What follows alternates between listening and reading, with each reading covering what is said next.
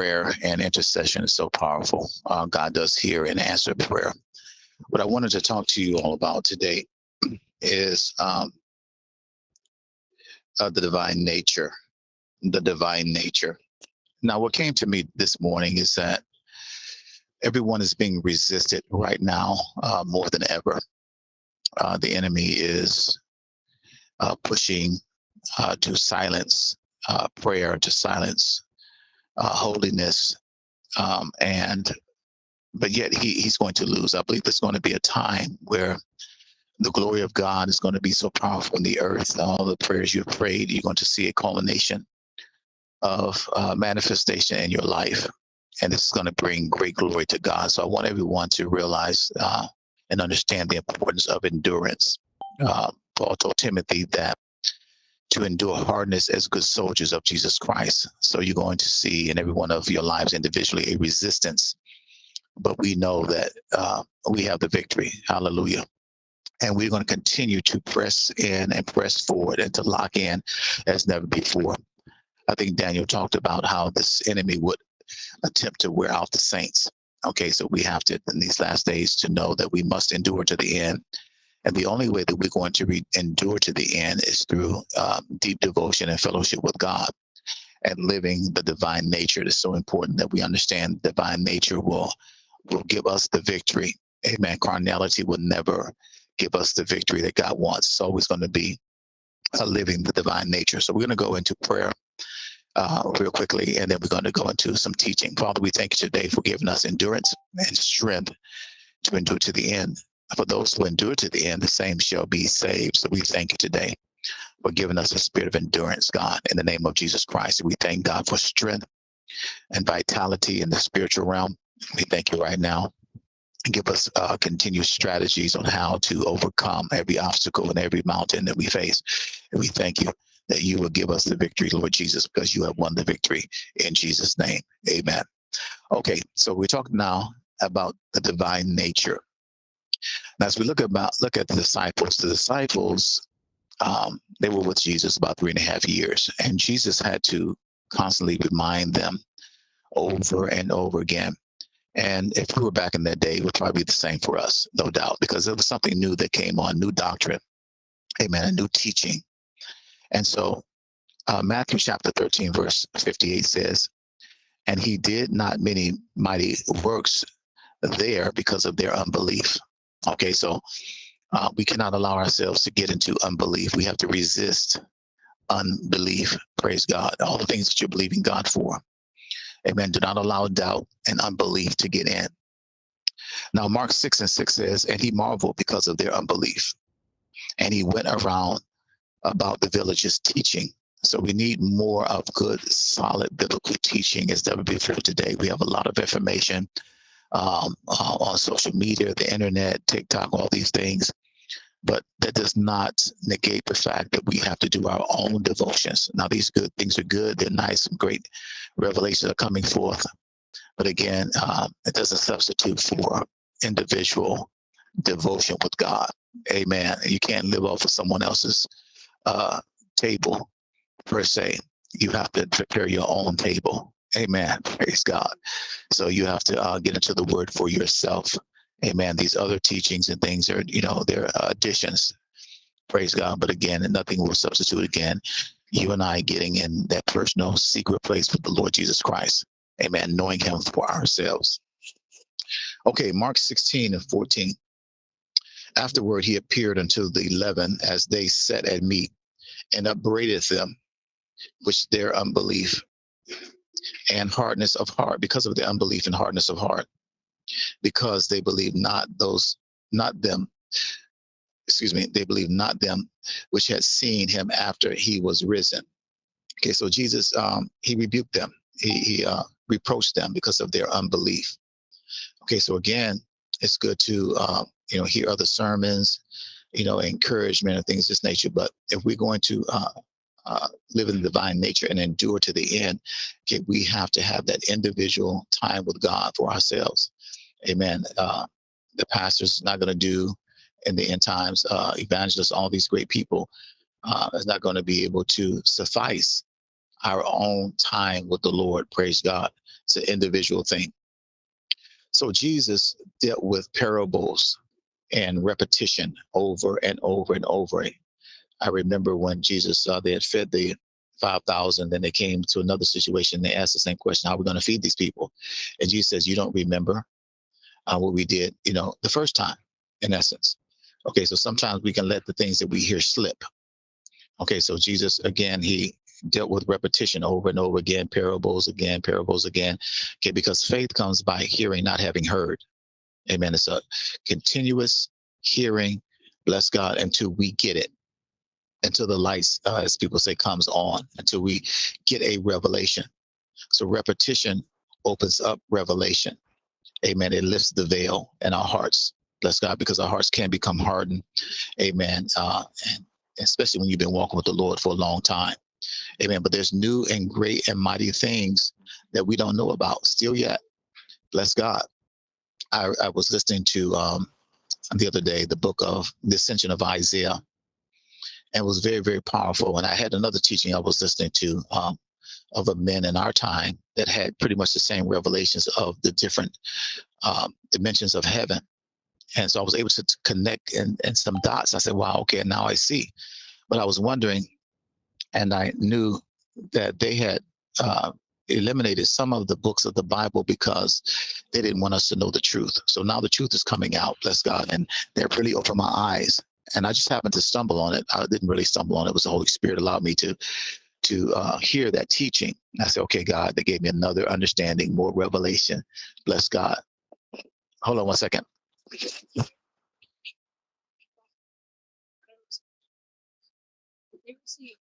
I'll check back with you on the line right now. I'll check back with you. Okay. So anyway, I'll get with you. Okay. Let's come back out later. Okay. So anyway, but that really opened my eyes to a lot of things that I didn't know. So there's great and mighty things that we still don't know. Bless God. And we don't want our faith to become stagnant in this end times. We want to go on to greater and deeper understanding and revelations of the Lord. Okay. Now, again, there is a need for systematic teaching. Okay. It's good to be exhorted. It's good to go and shout and to dance, but we have to be careful not to become emotional hearers. Okay. And in Matthew, it talks about the different types of soil that the seed was sown on. And some were on surface, some didn't go down deep. And then some went down deep and took root. And we need roots never before, because the winds and of change is happening never before. As never before, the winds are happening. Things are shifting very quickly. And we see the end times happening right before us. Praise God. So we want to have good roots. So when the winds and the waves come, amen, we will be founded on a rock. Hallelujah. Okay. Now, living the divine nature is a choice. Okay. We can live as a natural man, or we can live as a spiritual man. It's a choice. Okay. So we want to understand that I want to live as a spiritual man. Women, you can live as a natural woman or a spiritual woman. Bless God, it's your choice. All right. Now, the word of God produces divine nature. It activates the divine nature. And I tell others that if you can't quote scripture, you can't quote it verbatim. Amen. Then it's really not in you. Okay, it's around you, you hear it, but if you can't quote that scripture for yourself, it's not in you, it's not a part of you. And then once you get it memorized, and then you have to activate it by doing it.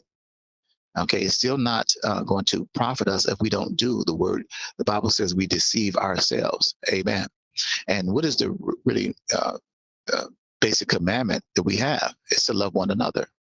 Amen. Love God, love yourself, and love others. That's really, that commandment covers everything. Amen. As we're going on to deeper understanding and revelation. So if I can love everyone as myself, then I fulfill the law. Amen. Okay, Galatians 5:1 says, stand fast, therefore, in the liberty wherewith Christ has made us free, and be not entangled again. So once you've been entangled, once you can be entangled again with worry and fear and doubt and unbelief. Amen. We can't be partakers of the divine nature living in that type of mindset: fear, doubt, unbelief. And be not entangled again with the yoke of bondage. Amen. Whom the Son sets free. You know the scripture. is free indeed. Amen. So remember when you first got saved, the freedom that you had experienced. Amen. The joy that you experienced. Amen. We want to return to our first love. Amen. And keep in mind, amen, that the enemy is trying to get you to doubt and to fear. Bless God. But we're going to live in the divine nature. So we want to be fear. What do we want to be free from? We want to be free from fear. Okay. Fear is the currency of hell. Amen. This is why the news media and all these things is always talking about fear, because fear is also known as louche. This is what demons feed off of. So we're not going to give them any food whatsoever. Amen. But we know the scripture that God has not given us a spirit of fear, but of power and of love, no sound mind. Okay. Confusion, amen, will not allow you to enter into and be partakers of the divine nature. Unforgiveness, that's another one. It's huge today. There's people coming back from near-death experiences saying there's a special place in hell for those who do not forgive. Amen. Forgive quickly and forgive as Christ has forgiven you. Anytime I think about people who have done me harm, and I wanted and to be justified by holding a grudge, then that scripture came back to me. Jesus taught us, forgive others as I have forgiven you. Bless God. So if you have any hard situation where it's difficult for you to release a person, let them go, remember, Jesus let you go. Glory to God. Amen. He lets you go from things, amen, everything that you have done. So we have to release people. It doesn't mean that we continue to be abused. No, it doesn't mean that. Sometimes we have to deal with situations, amen, and confront situations. Okay, but unforgiveness will not allow you and I to live the divine nature. Hallelujah. Okay, anxiety. A lot of people are on medication and things of this nature because of anxiety. Amen. Anxiety will prevent you and I, praise God, from being a partaker of the divine nature. Okay, so you're free. If you want to be free, you are free indeed. Freedom from what? From your past. Amen. Your past does not exist. It exists only in your mind. Bless God. People say, you know what? I was traumatized. Well, forgiveness, forgiving yourself and forgiving others heals trauma. Amen. Don't live in your trauma. Things happen to you in the past. Let it go. It's only for an experience so you can help others. Bless God. Amen. Freedom in your present time, today. Amen. God wants you and I to live in the divine nature. What is divine nature? Righteousness, peace, and joy in the Holy Ghost. So we're not operating and living in a state of righteousness, peace, and joy in the Holy Ghost. Then we're not living the divine nature. Okay. Now, Jesus talked much about the kingdom of God, the kingdom of heaven. That's the good news. Amen. Luke 13:18-22 says this. Then said he unto, what is the kingdom of God like? And whereunto shall I resemble it? It is like a grain of mustard seed, which a man took and cast into his garden, and it grew and waxed a great tree, and the fowls of the air lodged in the branches of it. Hallelujah. Praise God. So the divine nature will allow you and I to grow into a large, amen, tree. Praise God. And people will come and lodge. Now, I looked up the word lodge. It means that sometimes they're not going to stay. Amen.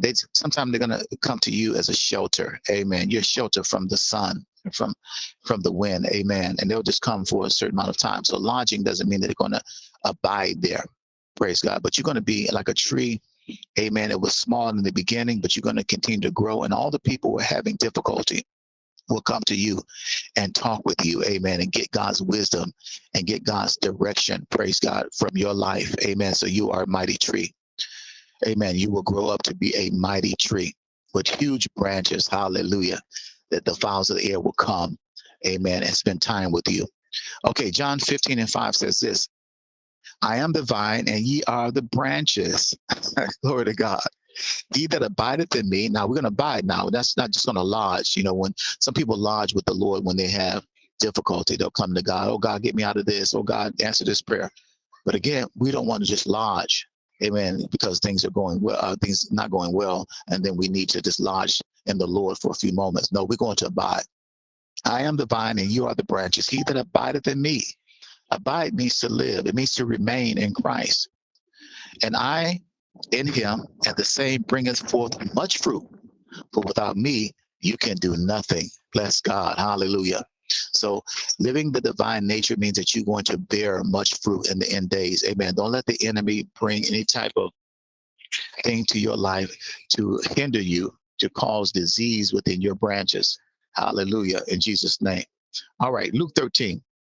And again, he said, whereunto shall I liken the kingdom of God? It is like leaven, which a woman took and hid in 3 measures of meal till the whole was leavened. Hallelujah. Amen. I love the kingdom. Amen. God wants us to live and understand the principles of the kingdom of God. Amen. So we can partake of the divine nature. Bless God. And he went through the villages and cities, teaching and journeying toward Jerusalem. Amen. So again, teaching is so important right now. When it's time to be taught, people kind of scatter. They don't want to make the necessary changes because teaching will uncover where we're lacking. Amen. Now, when you go to services and people are shouting and dancing, and that's good, and I love to do that. But again, it's not forcing us to change. This is why teaching is so important right now. Understanding how the kingdom works. This is what Jesus spent most of his time doing, other than casting out devils. All right, 1 John 4:18. There is no fear in love. So if you're going to abide, if I'm going to abide in the kingdom and have partake of divine nature, I can't have any fear. Will fear come? Yes, it will, from all type of directions. Okay, but listen what John says here. But perfect love casts out fear, because fear has what? Torment. Amen. So many people today are tormented, and be more people who are tormented in their minds. Amen.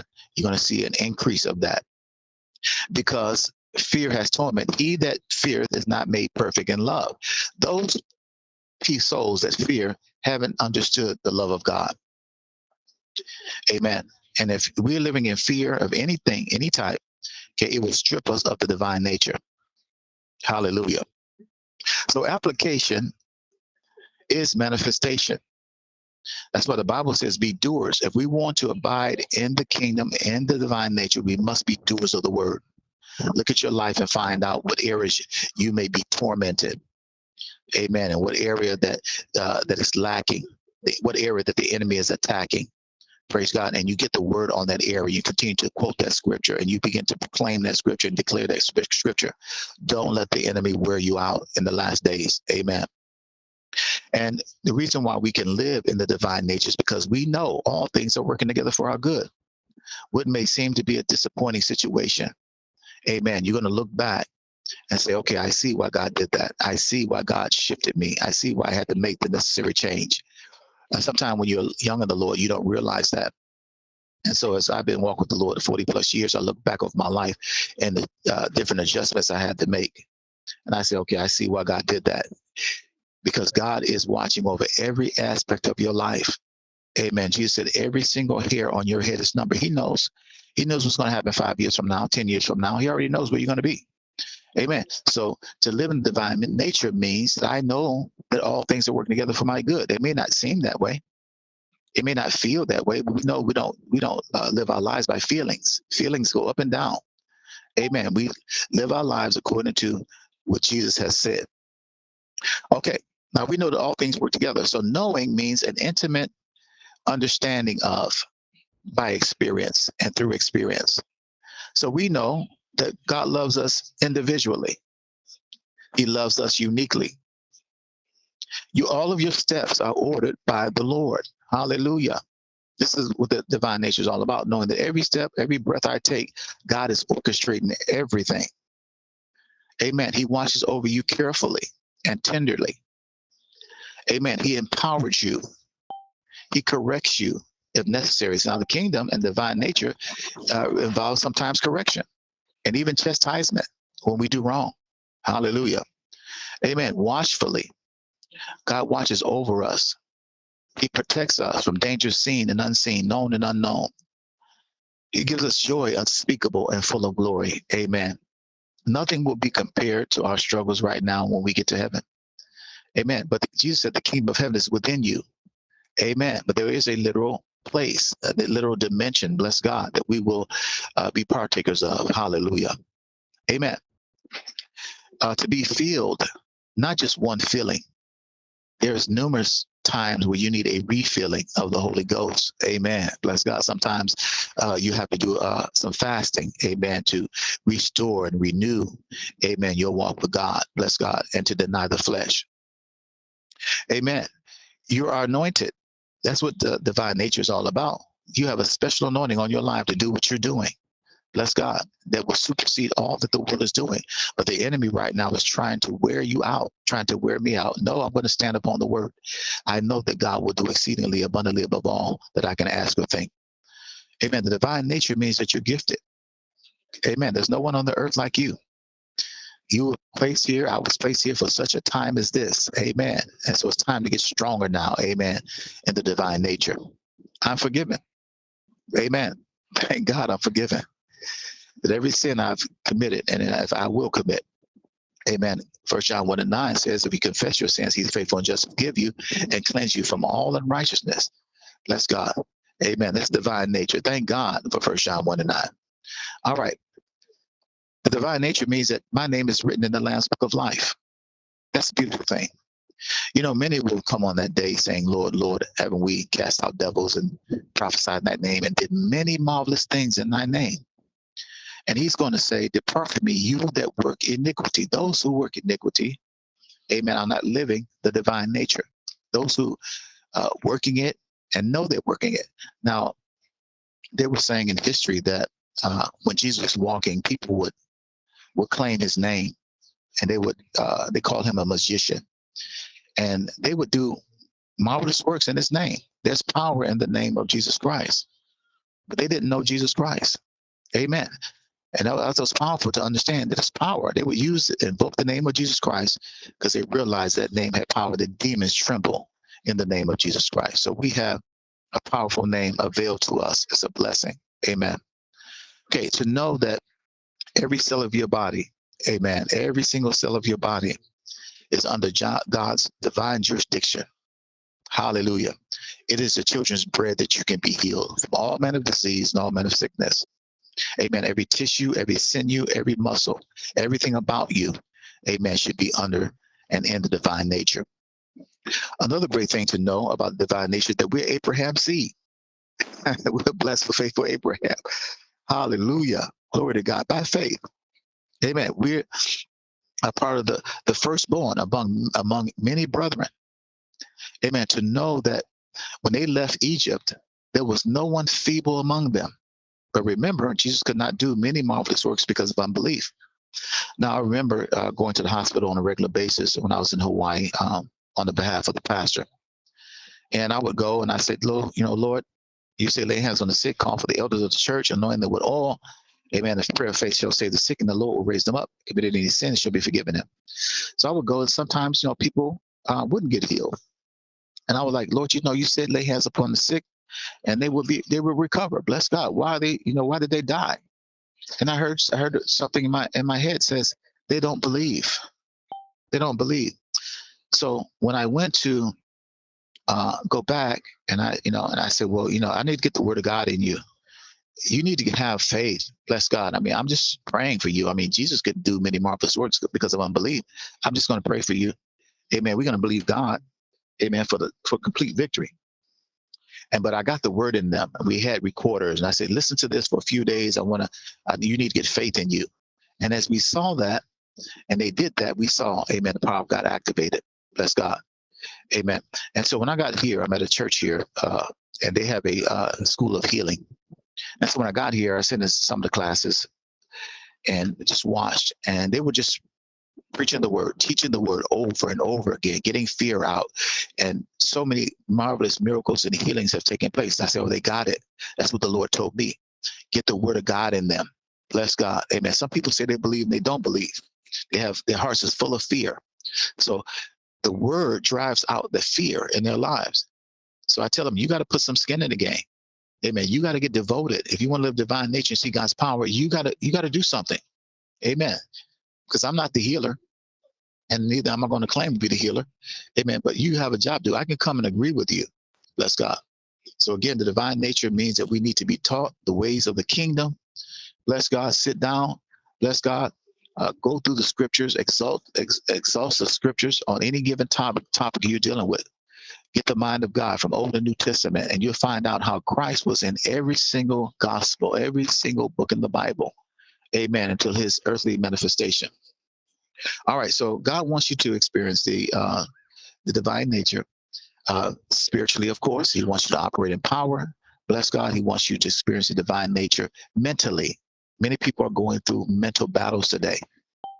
Amen. Jesus said, I'll keep you in perfect peace. Whose mind is stayed on thee? Because you trust him. So you keep your mind on God, but if you don't trust him, you're missing out a crucial step. Keep your mind on him and then trust him. Bless God through the process. And God wants you to experience the divine nature emotionally. The Bible says that a merry heart doeth good like what? Medicine. It's good to laugh. Amen. Satan wants you to be depressed and sad. Praise God over a situation that God has already worked out. It's just a matter of time before he's going to manifest it. So rejoice and be glad. Amen. The enemy comes with doubt, laugh at him. Amen. He who sits in the heavens laughs. Amen. Laugh at the devil. Amen. Because you know the outcome. All right.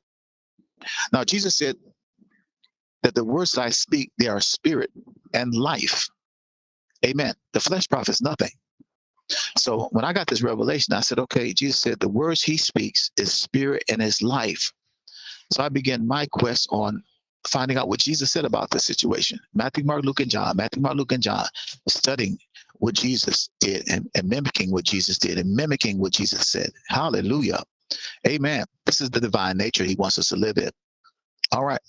1 Corinthians chapter 12 says this. Now concerning spiritual gifts, brethren, I would not have you ignorant. You know that you were Gentiles carried away unto those dumb idols, even as ye were led. Wherefore I give you to understand that no man speaketh by the Spirit of God calleth Jesus cursed, and that no man can say that Jesus is Lord but by the Holy Ghost. Now there are diversities of gifts, but the same Spirit. And there are differences of administration, but the same Lord. And there are diversities of operations, but it's the same God which worketh all in all. But the manifestation of the Spirit is given to every man to profit withal. So every one of you, hallelujah, the Spirit is given for you to prosper. And prosperity doesn't always mean stuff or money or material things. God wants us to be rich toward him. Hallelujah. And I thank God that I often say the favor is even better as money. As good as money. I have favor. When I walk around, people do things for me and doors open up for me and people bring me things that's my heart's desire. Bless God. But it's not just on material things, because you can get all the material things and still be empty. Amen. They're nice, to have, but they lose their novelty. Bless God. But I want to be rich toward God. Okay. For to one is given the spirit of the word of wisdom, to another the word of knowledge by the same Spirit, to another faith by the same Spirit, to another the gifts of healings by the same Spirit, to another working of miracles, to another prophecy, to another discerning of spirits. Look at all this stuff we have in the kingdom. Look at all these gifts, these treasures. Amen. In the kingdom. Bless God. Amen. I'm not, living in the kingdom is not boring. Living the divine nature is not boring. Discerning of spirits, to another diverse of tongues, not just one tongue, many tongues, to another interpretation of tongues. But all these worketh that one and same self spirit, dividing to every man severally as he will. You could have several gifts according to God. Amen. Well, I'm not just selling, amen, for mediocre. Amen. I want everything that God has for me. For as the body is one and has many members, and all the members of that one body being many are one body, so also is Christ. For by one Spirit are we baptized into one body, whether it be Jews or Gentiles, whether it be bond or free, and having been all made to drink into one Spirit. Now, it is so beautiful because as I'm seeing the spirits and the giftings becoming greater in my life, as we seek to see the divine nature and manifestation, I would say certain things. It's happening so often now. I would say certain words and people will say, that would spark another conversation, which will go into another conversation. And people will say, hey, you have a lot of wisdom. I say, well, first of all, it's not my wisdom. I just yielded myself to it. Amen. For by wisdom, the planets were created. By wisdom, the earth was created. Bless God. By wisdom. So we have the ability to understand. Hold on one second. Hold on. I'm sorry. But anyway, we have all that heaven has to offer. Amen. By wisdom, God framed the oceans and the seas and made their boundaries. Bless God. The divine nature is being able to understand who we have on the inside of us. Now, I was doing some study on the Shroud of Turin, and I did some studies a couple of years ago on it, and it's back in the news because it just had Easter. But anyway, it was saying how powerful uh, was the resurrection when Jesus rose from the dead. And they were doing a scientific study that said to produce that image on that sheet, that linen sheet, was 34 billion trillion watts of power, a walking nuclear plant. I said, wow. So I looked at link. The scripture says that ye of God, little children, have overcome them because greater is he that's in you than he that's in the world.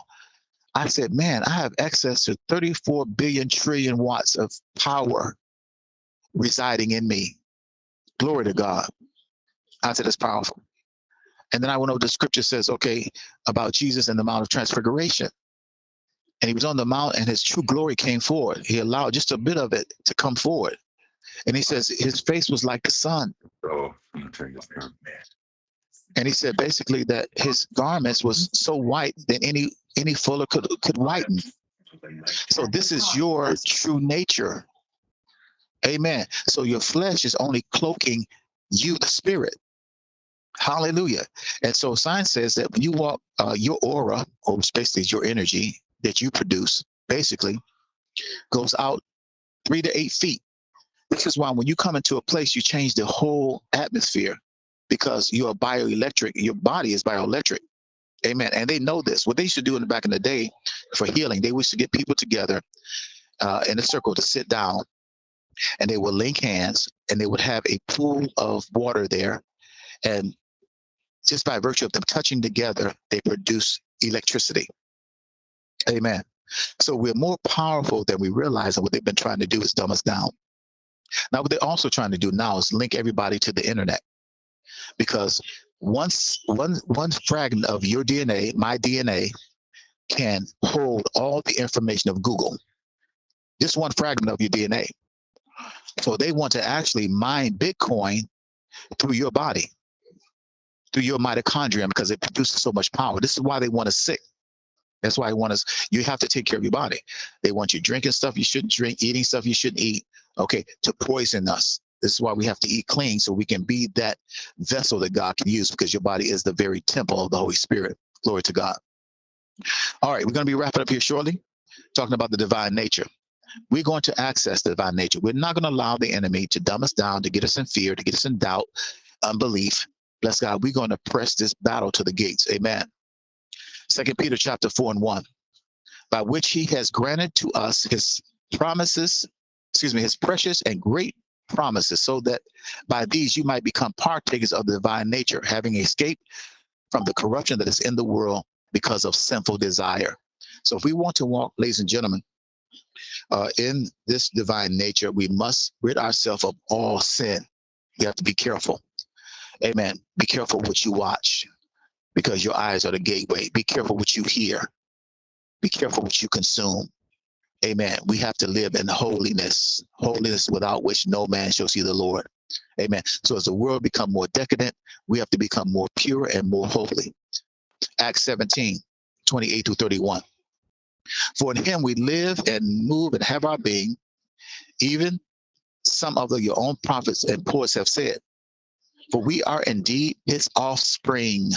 Hallelujah. We are God's offspring. Amen. It's a beautiful thing. Amen. So I'm going to be a partaker of this divine nature. 2 Peter 1:3-8. His divine power has granted to us all things that pertain to life and godliness through the knowledge. See, it's through the knowledge. It's through the understanding. It's through the comprehension.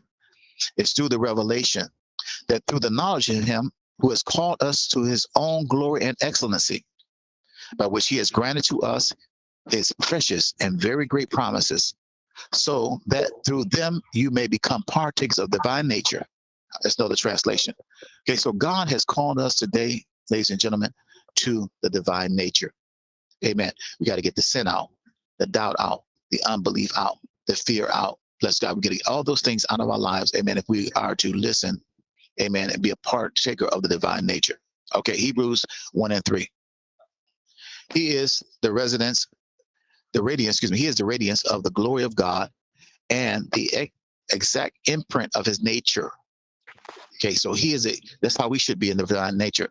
We should be his radiance of God and the exact imprint of his nature. Okay, he upholds the universe by the word of his power after making purifications for sins. He sat down at the right hand of the Majesty on high. Amen. Okay, so I'm going to stop right there. Bless God. I just want you all to understand that this is what God wants. He wants you and I to be partakers of divine nature. So examine your life and find out what is stopping, what is impeding, what is short circuiting. Amen. For me walking as Christ walked, for me having the joy unspeakable, full of glory, for me having the peace of God. What is stopping me right now? For me having, amen, the wisdom of God and all that God has had for me. What's stopping me? And why am I allowing it to happen? Amen. We're going to partake of divine nature in 2026 and beyond. In Jesus' name. Amen. Amen. Amen. Thank you. Thank Thank you, you. Apostle.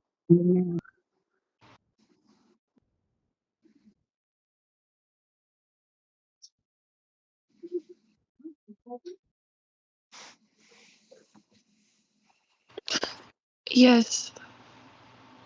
Um, I just wanted to share what came to my mind as Apostle was talking about the obedience and walking in the nature of God.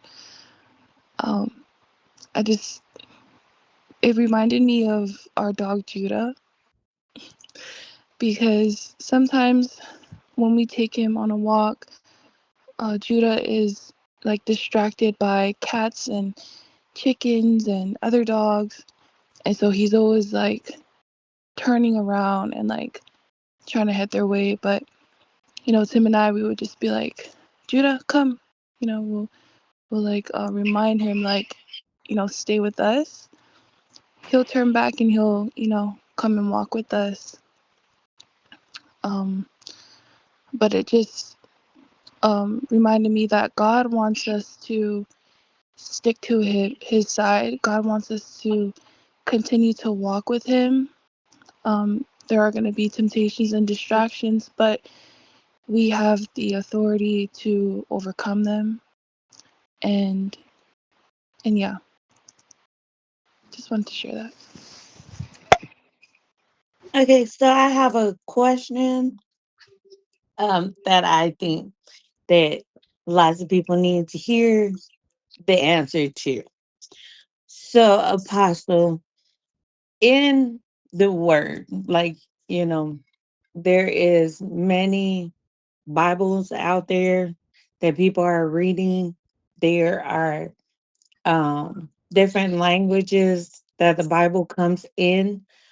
And what do you say about people who find conflict within the scriptures? Like in one Bible, it'd be missing the scripture.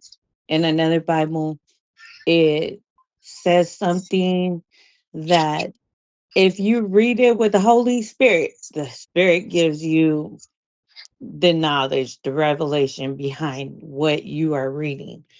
But what do you say when you read something that may be taken in different contexts when you read it in another Bible? Okay, I've noticed that some translations they leave out certain things. I'm sure you guys know about this one about the prayer and fasting. Some translations leave out fasting, and fasting is a key component to breakthrough. These kinds that you may have in your life, that you have to go into prayer and fasting, okay, to be more acute to what God is saying, to be energized, and to remove all doubt and fear. Now, I grew up on the King James Bible. Okay, and I'm a principle thinker. So what I'm trying to see is, what is this saying to me? How can I Mm. apply this to my life?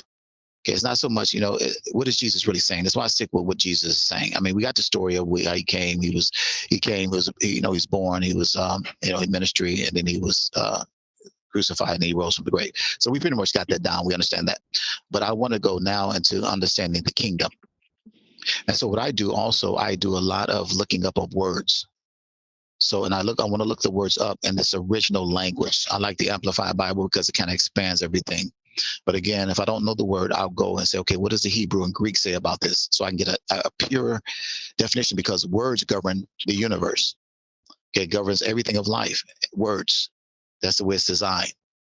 Okay, so again, you have to be very careful, because sometimes it's watered down. So I will always go with the King James Bible, and then from there I'll go through other maybe another translation, but I stay with the King James. Hope they help you. Amen. Amen. We realize that there is a lot of scriptures that have been taken out of the King James version, and so thank you for and of course they are creating new different versions, and we know that there is uh right there in all of that. I believe that is part of the enemy as well. That there is so much scripture that is taken out, and for new believers who don't know the truth, they are being deceived. And so thank you for sharing. Thank you, Kapu, for bringing this to the forefront. But we also need to make sure when we're ministering to people that we are giving them the truth first of all, and to inform them, because there are different versions with all these scriptures that are already eliminated. And most of the things that are eliminated is where the power is, which is the blood, which is Jesus Christ, which is the fasting.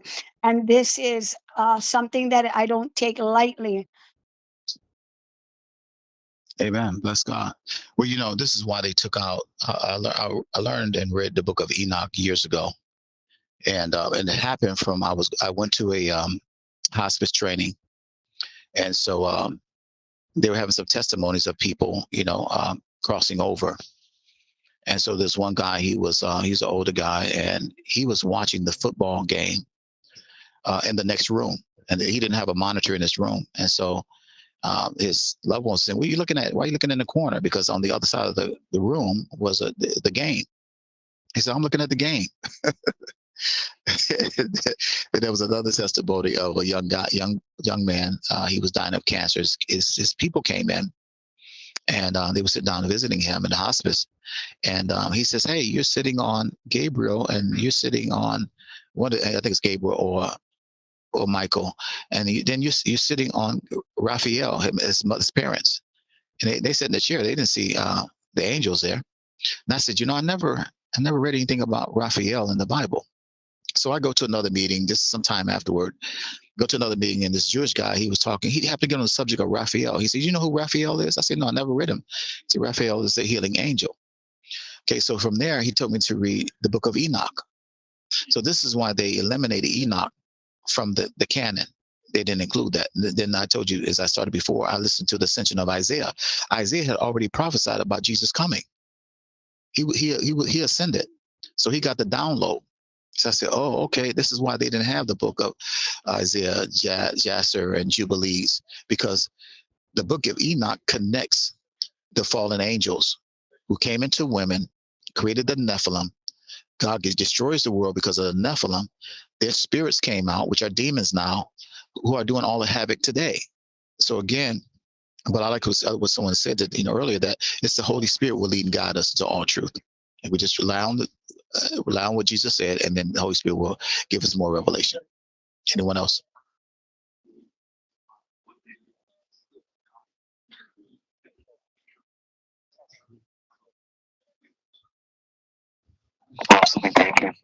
Thank you. Amen. So good. Amen. So let's start plugging in now as ever before in the divine nature, and we're going to see. I believe that in this last time, uh, we're going to see those who are in alignment going to see so many miraculous things happen in these last days. God is preparing a people, a chosen people. It's not in numbers. Okay, it's in people who are willing to do the work, to get in there and develop that personal relationship with Jesus Christ, to walk in love every day. And I believe that all of your hearts is going to be made to rejoice in the last days. God bless. Amen. Amen. Thank God bless you, you. Apostle. Love you. Bless you. God bless. Love you. Thank bless. you. Thank Bye-bye. you.